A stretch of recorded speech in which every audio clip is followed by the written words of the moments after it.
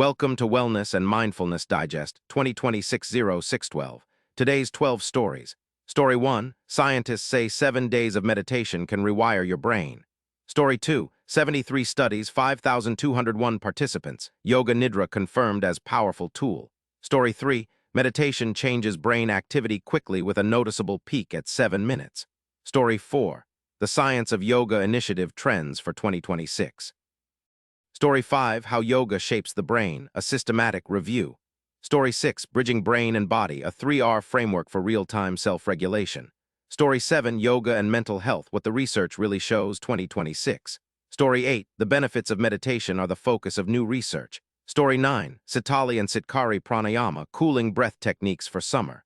Story 10, Understanding mindfulness, more than just meditation.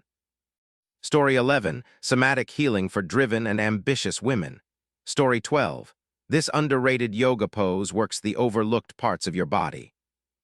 Story 1. Scientists say 7 days of meditation can rewire your brain. When most people hear the word mindfulness, they picture someone sitting cross-legged in silence, trying to empty their thoughts. But if you look at what psychological researchers actually mean by the term, the picture is quite different and a lot more practical. The Boston Child Study Center published a piece on June 11, 2026, that does something genuinely useful. It separates the clinical definition of mindfulness from the cultural mythology that has grown up around it. According to the American Psychological Association, mindfulness is simply the ability to pay attention to the present moment with awareness and without automatic judgment or avoidance. Meditation can help build that skill, but meditation is not mindfulness itself. That distinction turns out to matter a great deal, both for how we study mindfulness scientifically and how we deliver it clinically. The article synthesizes roughly 2 decades of research on mindfulness-based interventions, programs like mindfulness-based stress reduction and mindfulness-based cognitive therapy. And the findings are genuinely encouraging, if more modest than the wellness industry often suggests. Meta-analyses show small to moderate reductions in anxiety and depressive symptoms following these programs, effects that are described as comparable to other established psychological treatments for some conditions. Mindfulness also appears to help people notice emotions earlier before they escalate, reduce rumination and repetitive worry, and respond to difficult situations based on values rather than reflexive reaction. Neuroimaging studies have linked regular mindfulness practice to changes in brain regions associated with attention and emotion regulation. There are caveats worth noting. The research on physiological stress markers like cortisol is described as mixed, and the article does not present original data of its own. But the core message is well supported and important. Mindfulness is a transferable mental skill that can be integrated into conversation, parenting, clinical encounters, and daily life, not a lifestyle reserved for people who have time to meditate. For clinicians, educators, and public health professionals, that reframing could meaningfully expand who benefits from mindfulness-based approaches and how those approaches are delivered. Story 2, 73 studies, 5,201 participants. Yoga Nidra confirmed as powerful tool. There is a particular kind of person who arrives in therapy having already done a remarkable amount of work.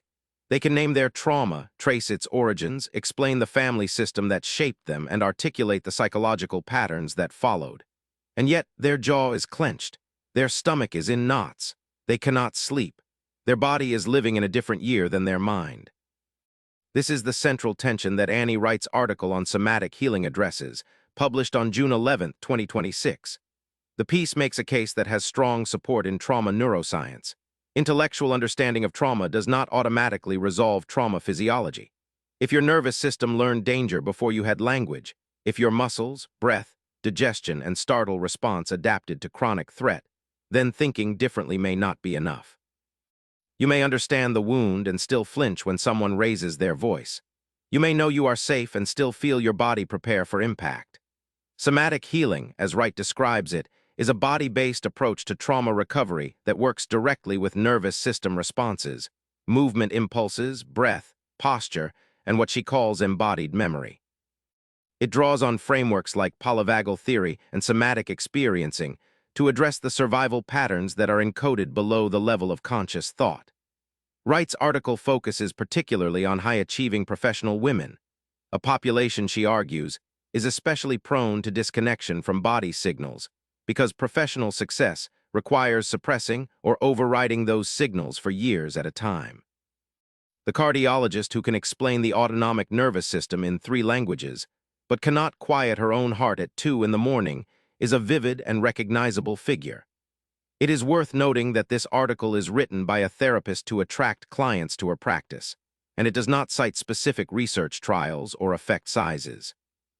But the underlying clinical argument, that body-based interventions should complement, not replace, talk therapy for many trauma presentations, is well supported in the broader literature. For anyone navigating the gap between knowing why they struggle and actually feeling different, this is a useful and honest framing of what that gap is and why it exists. Story 3. Meditation changes brain activity quickly with a noticeable peak at 7 minutes. Here is something that most yoga practitioners discover eventually. It is much easier to twist in the places your body already moves freely than to work the stiff, stubborn places that actually need the attention. Yoga Journal's June 11, 2026 republication of a piece by instructor Natasha Rizopoulos, originally written for the August 2008 issue, uses one of yoga's most demanding standing poses to make this point in vivid anatomical detail. The pose is Paravita Trikonasana, known in English as revolved triangle, and Rizopoulos describes it as one of the most challenging in the entire standing pose canon. The reason it is challenging is also the reason it is valuable. It asks the thoracic spine, the middle and upper back, to do work that most people's bodies have long since stopped volunteering for. In the majority of practitioners, the thoracic spine is, as Rizopoulos puts it, about as malleable and responsive as a block of cement. Meanwhile, the neck is highly mobile and more than willing to take on extra rotation, and the sacroiliac joint at the base of the spine will cheerfully contribute torque that should come from higher up. The problem is that working already mobile areas makes them more vulnerable to injury over time, while the thoracic spine continues to stiffen. The article's technical instruction uses a block-supported modification to help practitioners resist those compensatory habits and direct attention where it is least comfortable.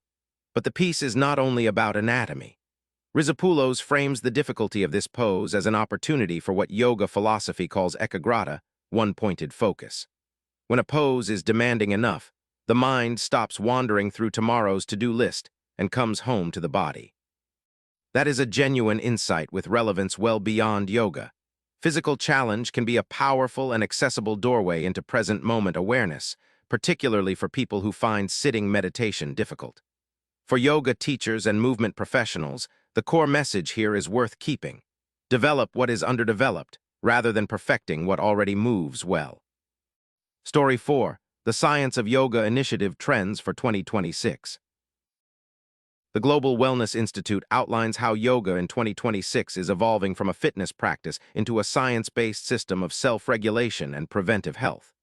Researchers across neuroscience, behavioral medicine, and epigenetics are now investigating yoga's effects on the nervous system, inflammation, and gene expression. This article provides a broad, forward-looking view of where evidence-based yoga research is heading. Story 5. How Yoga Shapes the Brain, a Systematic Review. A peer-reviewed systematic review in Frontiers in Neuroscience examines how yoga influences brain structure and function across multiple studies. The review finds yoga has diverse neurological effects, though variability in study designs and definitions of yoga creates some heterogeneity in results. It represents a rigorous scholarly synthesis of current evidence on the yoga-brain connection. Story 6. Bridging Brain and Body, a 3R framework for real-time self-regulation. This Frontiers in Psychology article presents a 3R framework for real-time self-regulation through breathwork, exploring how conscious breathing influences mental, emotional, and physical states. It bridges neuroscience and practical breathwork application, making it highly relevant for both practitioners and researchers. The paper supports the mind-body connection through grounded, evidence-based discussion. Story 7. Yoga and Mental Health, What the Research Really Shows 2026. This evidence-based review critically examines the mental health claims surrounding yoga, separating well-supported findings from overstated ones. It offers a nuanced look at what conditions yoga demonstrably helps with, making it a trustworthy resource for practitioners and mental health professionals. The article's grounded approach aligns well with research-backed wellness guidance. Story 8. The benefits of meditation are the focus of new research. Yoga Journal reports on emerging research exploring the well-established benefits of meditation, including brain health, emotional regulation, and cognitive function. The article synthesizes new findings with long-standing scientific understanding to offer an accessible overview. It serves as a useful entry point for practitioners and curious readers alike. Story 9. Sitali and Sitkari Pranayama, Cooling Breath Techniques for Summer. This article introduces Sitali and Sitkari Pranayama as cooling breath techniques particularly useful in warmer months, explaining how they calm the mind and soothe the nervous system. It provides practical, safety-conscious guidance suitable for yoga teachers and practitioners. The content connects breathwork with both physiological and mental benefits. Story 10. Understanding Mindfulness, More Than Just Meditation.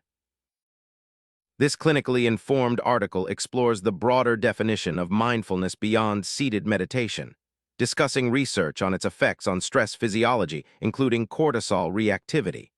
It offers a grounded, research-referenced perspective suitable for practitioners and mental health professionals. The piece encourages a nuanced understanding of mindfulness as a lifestyle practice. Story 11. Somatic Healing for Driven and Ambitious Women. This article explores somatic healing and the role of breathwork in accessing autonomic nervous system regulation, specifically for high-achieving individuals who tend to bypass body awareness.